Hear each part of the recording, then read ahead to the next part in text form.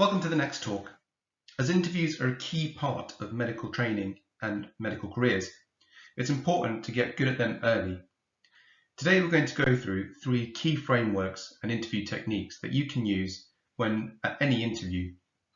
This will help to keep your answer targeted and will help to ensure that, or make it less likely, that you don't ramble. So let's start with our first technique.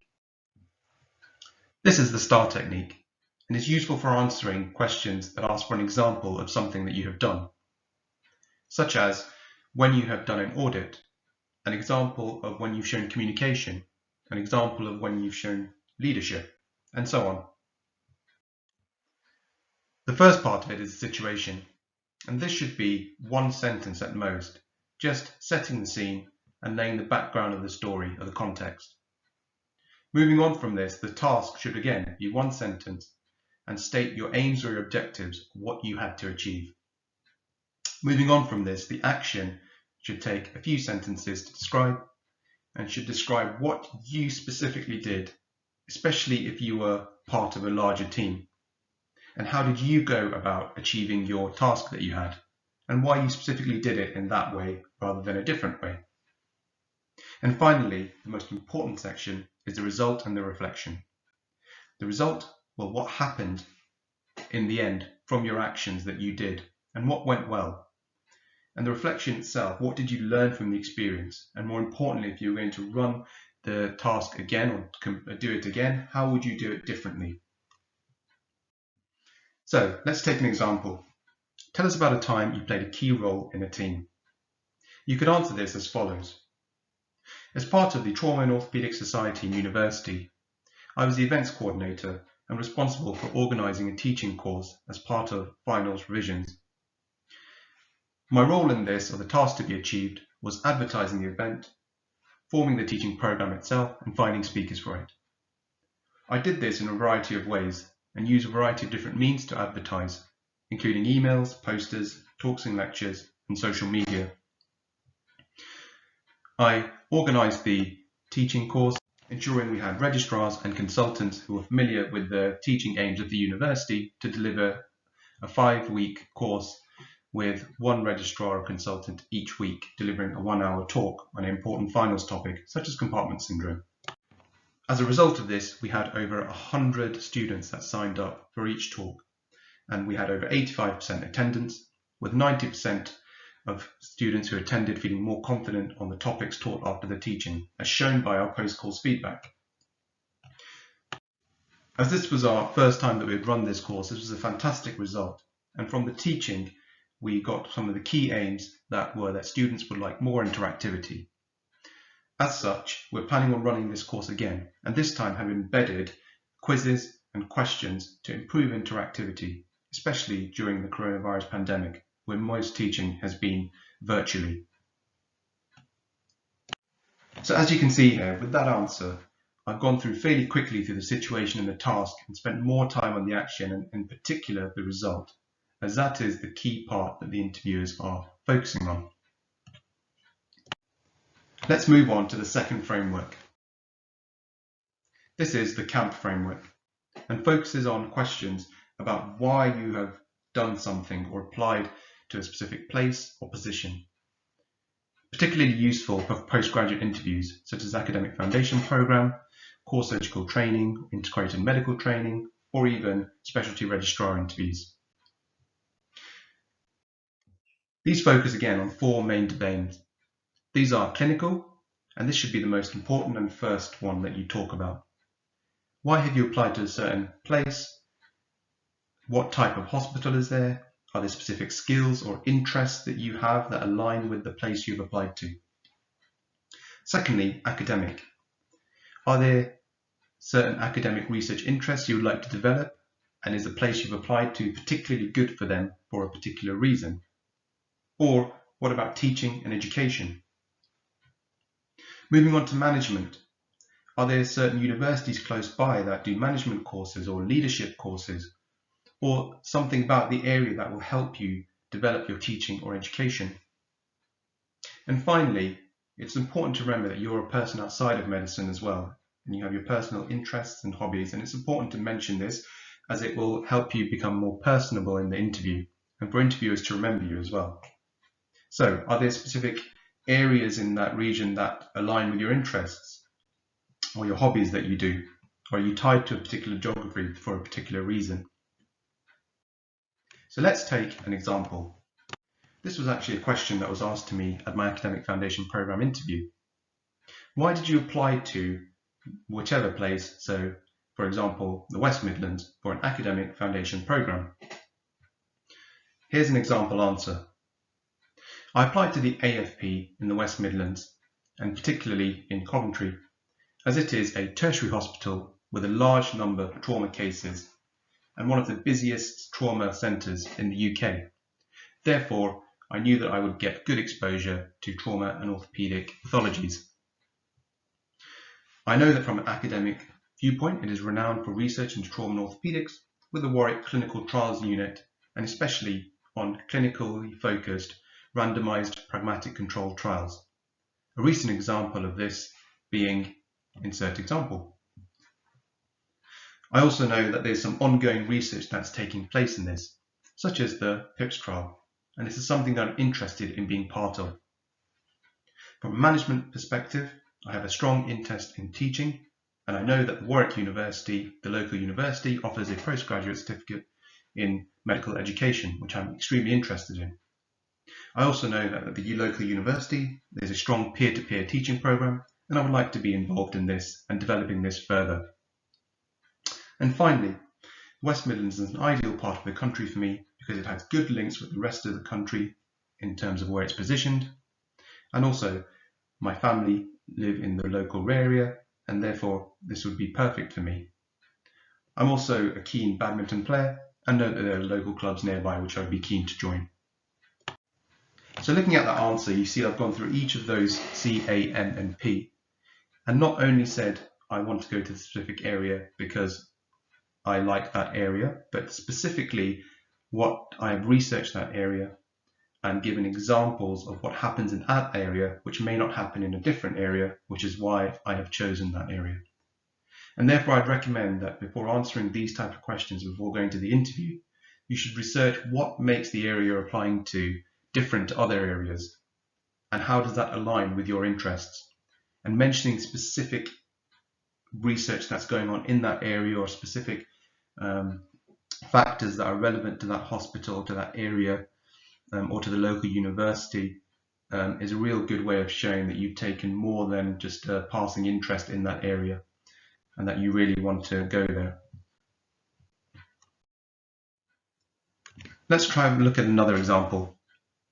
What challenges will you face as an academic foundation program? Here's an example answer. Well, firstly, there will be clinical challenges as I've just finished medical school and I'll be getting used to being a doctor. For example, there's a mix of knowing which decisions can be made by yourself as a foundation year 1 doctor and which decisions need to be escalated. Academically, it's about knowing which projects to get involved with and how to develop them and seek support. I know that in the West Midlands, and particularly at Coventry with the Clinical Trials Unit, there are a whole host of randomised controlled trials taking part. And it's knowing which ones to get involved in and having manageable work and key aims that I can achieve. It's also about balancing academic work with clinical work. And thankfully with an academic foundation program, I will have a 4-month dedicated slot to focus on academic work, which will help with this. I've shown that I'm able to balance academic and clinical work in university, having carried out my 2 research projects, which I have got published in these respective journals. Moving on to management, I want to develop as a teacher whilst in full-time work, and I'm going to ensure this by doing a part-time postgraduate certificate in medical education, which I know will require 5 to 6 hours a week, which I will allocate on these specific days. I also want to mentor medical students, and I can integrate this with my work, such as the bedside teaching course, to ensure that I have time to do this as well. Finally, balancing work-life balance as a doctor can be tricky, but I have several techniques to be able to do this. Joining the local badminton club will make sure that I remain active and will give me regular exercise and an outlet from medicine. In addition, my family are close by, and this will give me opportunity to visit them as well when I'm not working. So looking at that answer, this can be a tricky question, but actually knowing what challenges are available, knowing or giving examples of how you balance challenges that are similar to this in the past, such as balancing clinical and academic work, and having 6 or several techniques on how to manage some of the challenges. Whether they work or not in the future is different, but having that preparation is key when answering questions like these. And finally, let's go on to our third framework. This is the Spies Framework. And this is to deal with ethical, moral questions, difficult colleagues, this kind of situational judgment thinking type questions that you have. These focus on, first, seeking information. What is the problem, rather than just rushing to a knee-jerk reaction or response. Ensuring that your number one aim as a doctor is maintained, and that's patient safety, and it's critical to assess this in every single situation. Thirdly, how can you take the initiative as a foundation year doctor or whichever role you'll be in? And again, be careful to say things that you would practically do rather than overarching answers that you in real life wouldn't do at all. Fourth is escalation. This is important. For these situations, there'll be complex responses and answers, and it's unlikely that you'll be able to sort something out by yourself alone. And therefore, it's important to involve other colleagues, senior colleagues, and we'll talk about that. And finally, how can you support the colleague or the individual or the team who's been affected? And again, this should be specific to what you can do at your stage of training. So let's look at an example. You finished a busy night shift, but the foundation year doctor on the day duty who will be taking over the bleep from you has not arrived for handover. What do? Here's a potential answer that you could give. Well, first thing is that you want to find out more information. The temptation with this is that the foundation year doctor has not turned up because he or she is lazy or is unreliable. But actually, it may be that they've not turned up because their car broke down, because they had the wrong rotor, that they forgot they were working, that unfortunately they may have had a bereavement, and so on. So it's important to find out more information. In the first instance, I would try and contact the doctor who has not turned up to try and find out more information as to why they haven't turned up. Maybe they're running 5 minutes late. The next thing is patient safety. Now, the temptation is to just hold on to the bleep and continue to work because that shows that you're ensuring that patients are safe. But actually, that can be detrimental as you've been working the night shift, and therefore if you continue to work, you'll be tired, which may impair your clinical decision making. However, the flip side is if you leave and go home, there's one less person on the team, as no one would have taken over your bleep, and that may also be dangerous. And therefore, the key thing is to raise these issues. You don't have to give a specific answer as to what you do, but to say that there are clear patient safety issues here. If I stay or if I go, patient safety could be impaired either way. The next thing is initiative. So we've said we're going to contact the FY1, or if we don't have the person's contact number, we can contact people who can contact the foundation year doctor. We need to call the rota manager and make them aware that there's one less person on the team potentially, and therefore they may need to put out a locum shift to get someone else to cover. We can contact the ward and let them know about this and the areas of the hospital that may be impacted. So if the doctor is working in the emergency department or the wards, it's important to contact them and let them know so that they're not persistently trying to contact this doctor who has not turned up for work yet. The fourth thing is escalation. Now, because you've finished the night shift, you're not going to stay the whole day, as that would be dangerous, especially if you have another night shift coming up. So you need to contact the doctor's seniors, whether that's the team they're working with, such as the senior house officer, the registrar, the consultant, the rota coordinator, and potentially even the doctor's clinical supervisor to make them aware of this. This is a graded response, and certainly if the FY1 is only a few minutes late, it would not be appropriate to do all of this. But that comes in your seeking information earlier on. And finally, the last thing is, how can you support the person? So this doctor who's not turned up, maybe it's a one-off absence, maybe their car broke down.